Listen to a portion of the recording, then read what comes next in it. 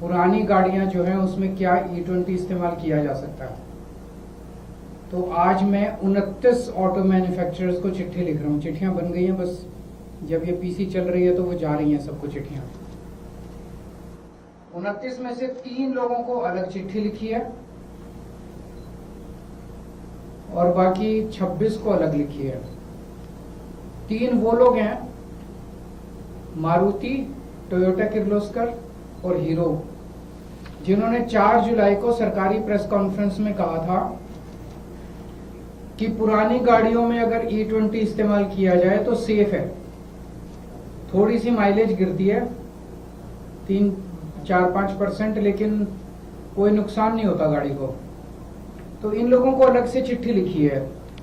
ये वो चिट्ठी है जो इन 3 कंपनियों को लिखी है, टोयोटा किर्लोस्कर को, मारुति को और हीरो को।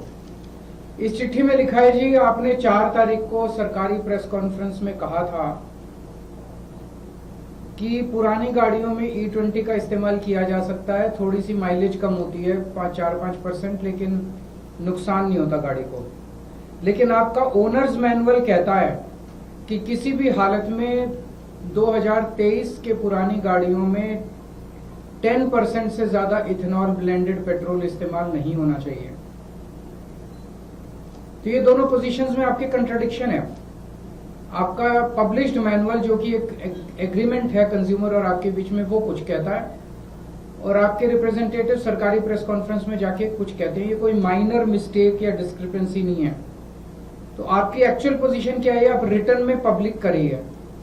इस चिट्ठी लिखने के 1 हफ्ते में आप क्लियर जवाब दीजिए कि क्या पुरानी गाड़ियों में E20 पेट्रोल इस्तेमाल किया जा सकता है, क्या उसकी वजह से केवल 4-5% ही माइलेज कम होती है और क्या उसकी वजह से कोई नुकसान नहीं होता। अगर ऐसा है तो उनसे 2 प्रश्न पूछे हैं कि अगर किसी की 5% से 10% से ज्यादा माइलेज लॉस हुआ तो क्या आप उस कंज्यूमर को कॉम्पेंसेट करेंगे।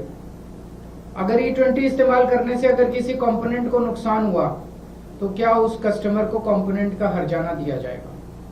ये चिट्ठी इन 3 कंपनियों को भेजी है। इसके अलावा 26 कंपनियों को जनरल चिट्ठी गई है, जिसमें हमने लिखा है, जी आपके प्रोडक्ट को इस्तेमाल कई लोग करते हैं, आपकी गाड़ी को, 2 व्हीलर को। ये वो जनरल चिट्ठी है जो सबको गई है।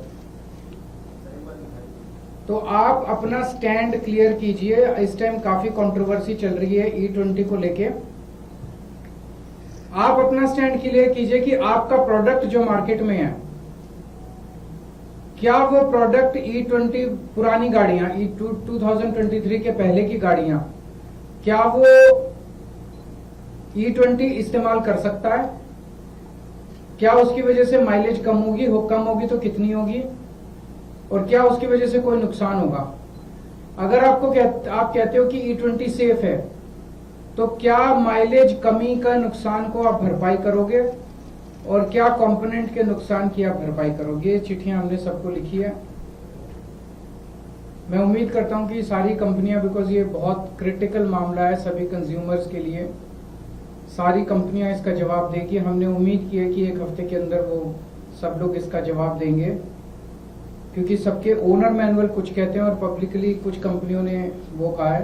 प्लस कल मैं कुछ पेट्रोल पंप्स पे जाऊंगा, कुछ सर्विस सेंटर्स पे जाऊंगा और कुछ मिस्त्रियों के यहाँ जाऊंगा लोगों से बात करने के लिए। लोग क्या कहते हैं। सरकार तो अड़ी हुई है, जिद पे अड़ी हुई है कि हम E20 थोपेंगे सबके ऊपर। जनता क्या कहती है। सरकार कहती है सेफ है, कुछ नहीं होता, थोड़ी बहुत माइलेज कम होती है, इसकी वजह से कोई नुकसान नहीं हो रहा। जनता क्या कह रही है, जनता का क्या एक्सपीरियंस है। बीच में ये जनता को एंटी नेशनल कहना शुरू कर देते हैं, कोई लॉबिंग कहना चालू कर देते हैं। अब तो ये देख रहे हैं कि इनके ही अपने बड़े बड़े ब्लॉगर, बीजेपी वालों के ही बड़े बड़े इन्फ्लुएंसर, वो इनको गालियां दे रहे हैं सोशल मीडिया के ऊपर।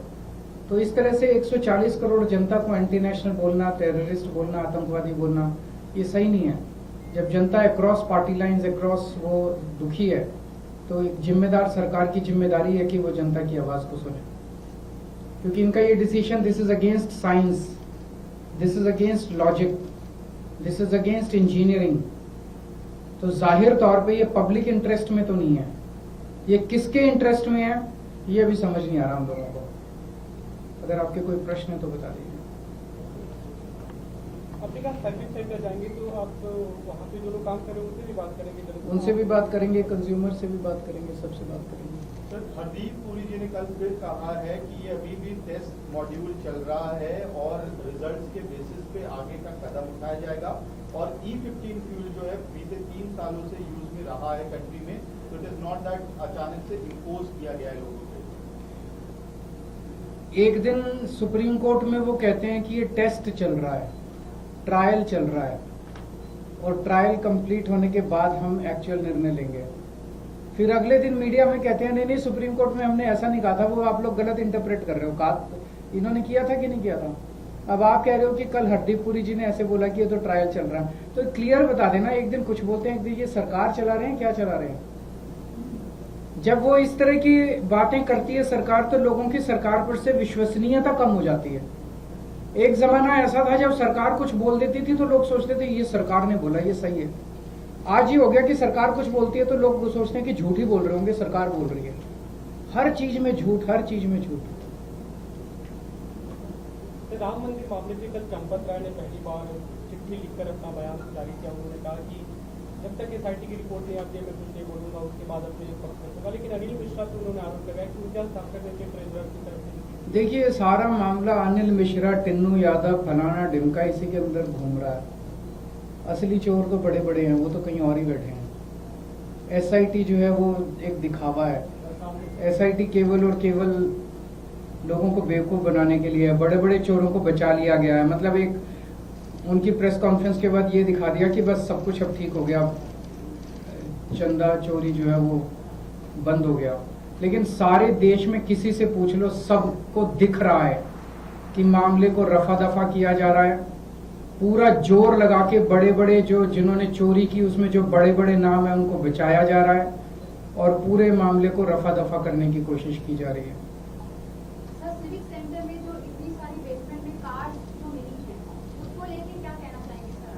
क्योंकि ये उसके इस पे E20 पे बात कर लेते हैं, ये इम्पोर्टेंट, ज्यादा इम्पोर्टेंट मुद्दा है। सर, बीते रोज अमित शाह दिल्ली में कई प्रोजेक्ट का इनॉग्रेट करने के आए। उन्होंने कहा कि केजरीवाल की कंपनी ने 1500 मेट्रिक टन गोबर यमुना के अंदर वो कुछ भी बोल देते हैं, इन्होंने उसका अच्छा जवाब दिया था। देखिए भाई, दुर्भाग्य की बात है कि देश के होम मिनिस्टर जो महीने में एक बार दिल्ली की मुख्यमंत्री और जल मंत्री के साथ मीटिंग करते हैं यमुना को लेके, उन्होंने कल कहा कि दिल्ली में उन्होंने एक साल में 129 सीवर ट्रीटमेंट प्लांट बना दिए। अभी कौन से ग्रह पे बनाए हैं हमें तो नहीं मालूम। दिल्ली में जब बीजेपी की सरकार बनी तो 37 STP थे, आज भी 37 ही हैं। एक STP नहीं जोड़ा और अमित शाह जी ने कह दिया 129 नए बनाए। गोबर गैस की बात है, गोबर की प्रोसेसिंग, उसका निपटारा NCD का काम है, सब लोग जानते हैं। 17 साल से NCD में भारतीय जनता पार्टी थी, अभी भी भारतीय जनता पार्टी है। तो मुझे लगता है कि सरकार और मुख्यमंत्री जी की तरफ से ब्रीफिंग जो है वो नहीं दी जाती अमित शाह जी को। ठीक है।